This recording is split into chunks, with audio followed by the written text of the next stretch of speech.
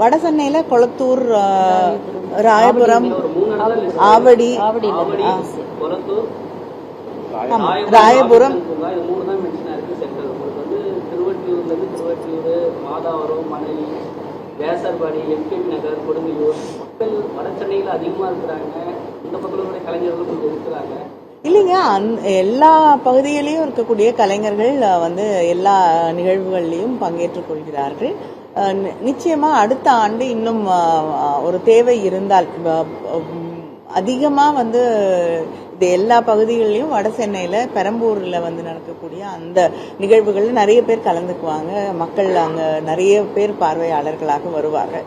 ஆனால் இந்த ஆண்டு அங்கு பணிகள் நடைபெற்று கொண்டிருப்பதால் அங்க வந்து நடத்த முடியாத ஒரு சூழ்நிலை.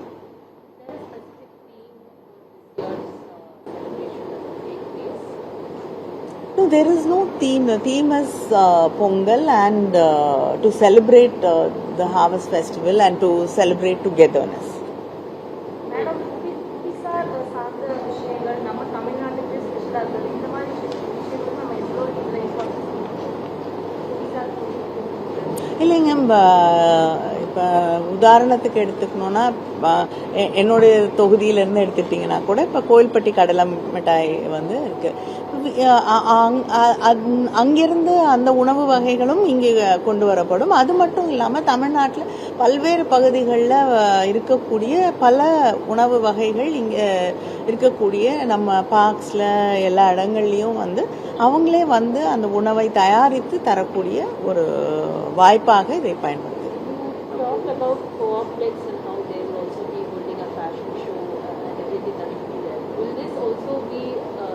in the forefront of showing Tamil culture, Tamil paramparya? Yes, it is going to be our traditional clothes, our weaves, like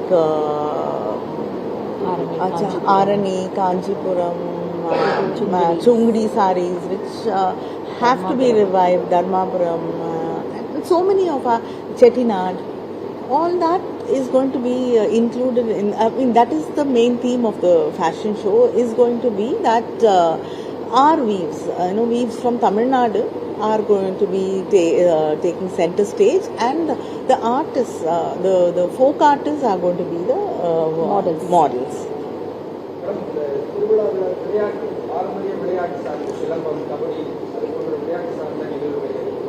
இல்ல, கபடி இருக்காது, உரியடி அந்த மாதிரி இருக்கும், பல்லாங்குழி இருக்கும், பரமபதம் இருக்கும், இந்த மாதிரி இருக்கும். தவிர கபடி வந்து அது தனி ஒரு இடங்கத்துல. சிலம்பம் வந்து நம்ம கத்துக்கணும், நீங்க பண்ணணும்னா அதுக்கு தேவையான சிலம்பம் செய்யக்கூடிய கலைஞர்கள் வராங்க. ஆனா நீங்க கத்துக்கணும்னா அதுக்கு முறையான பயிற்சி வேணும். அதுக்கு வேணா ஒரு கிளாஸஸ் அரேஞ்ச் பண்ணலாம். என்னங்க, சாரி,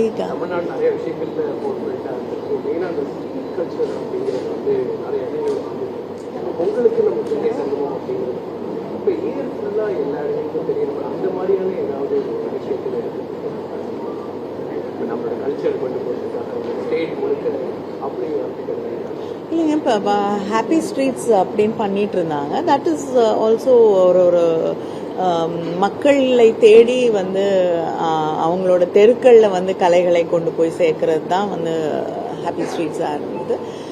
நிச்சயமாக நீங்கள் கொடுக்கறது ஒரு நல்ல சஜஷனாக இருக்குது.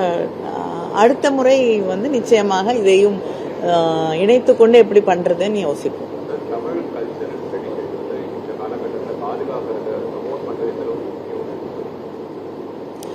இது ப்ரொமோட் பண்றது அது அப்படிங்கறத தாண்டி பாதுகாக்கிறதுனா என்ன கேட்டா நாட்டார் கலைகள் அப்படின்னு நம்ம சொன்னோம்னா அது வந்து கலை வடிவம் தாண்டி நம்முடைய இன்றைய வாழ்வியலை வந்து சொல்லக்கூடிய, பதிவு செஞ்சு வச்சுக்கக்கூடிய ஒரு பெட்டகம் அப்படின்னு தான் நான் சொல்லுவேன்.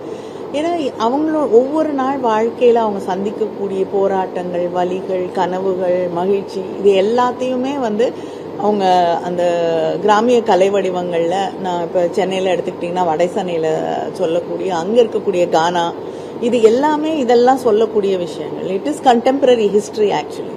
ஸோ அதை வந்து நம்ம வந்து பாதுகாக்க வேண்டும். இந்த கலைஞர்களை வந்து சென்னை சங்கமம் தொடங்கிய பிறகு இன்னும் நிறைய பேர் வந்து இந்த மாதிரி நிகழ்ச்சிகளை நடத்த தொடங்கிய பிறகு இன்னைக்கு இந்த கலைஞர்கள் பல நாடுகளில் போய் பெர்ஃபார்ம் பண்ணிட்டு வராங்க. எங்களுக்கு எல்லாமே ரொம்ப மகிழ்ச்சியான ஒரு விஷயம். திரைப்படங்கள் அப்படிங்கிறதையும் தாண்டி பல நாடுகளில் நிறைய மற்ற நாடுகளில் இருக்கக்கூடிய கலைஞர்களோடு இணைந்து தே ஆர் கிரியேட்டிங் புது விஷயங்களை வந்து கிரியேட் பண்ணிட்டு இருக்காங்க. இதெல்லாம் பார்க்கும்போது பிரான்ஸ்க்கு போகிறாங்க, அங்கே இருக்கக்கூடிய இசை விழாக்களுக்குள்ள வந்து பங்கேற்றுக் கொள்கிறார்கள், அங்கே இருக்கக்கூடிய கலைஞர்களோடு வந்து புதிய முயற்சிகளில் ஈடுபடுறாங்க. இப்போ சமீபத்தில் மொரீஷியஸ் போயிட்டு வந்தாங்க, கனடா போயிட்டு வந்தாங்க, சிங்கப்பூர்ல நிகழ்வுகள் நடக்குது. இதையெல்லாம் பார்க்கும்போது வந்து அவங்களுக்கும் வந்து அது அவங்களுடைய அடிப்படை வாழ்வாதாரத்திற்கும் அது ஒரு முக்கியமான விஷயமா இருக்கு. அதே போல தன்னுடைய கலைக்கான வடிகாலாகவும் அது மாறும்.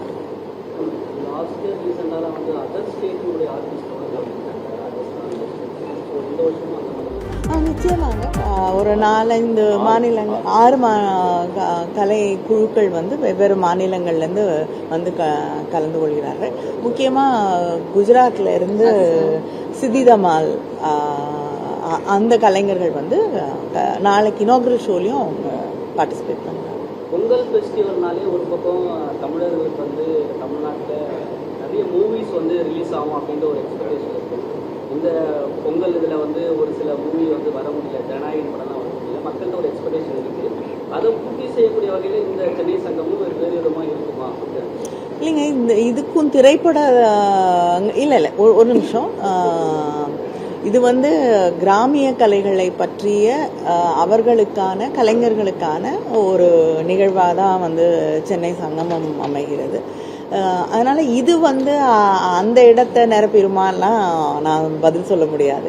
இது இவர்களுக்காக பொங்கலை ஒட்டி நடத்தப்படக்கூடிய ஒரு விழா. அதனால இது வேறு எந்த இடத்தை நிரப்பவும் வேறு எதற்கும் பதிலாகவும் இது இல்லை.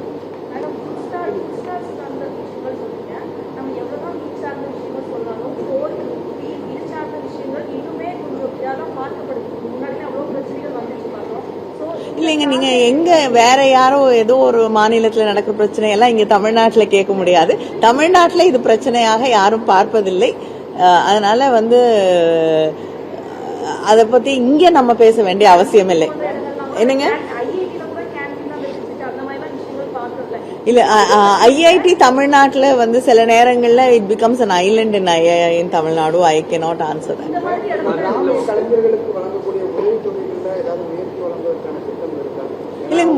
இல்ல, முதலமைச்சர் ஆட்சி பொறுப்பேற்றுக் கொண்ட உடனேயே உயர்த்தி வழங்க வந்து உத்தரவிட்டிருக்கிறார்கள். அது உயர்த்தி வழங்கப்பட்டிருக்கிறது.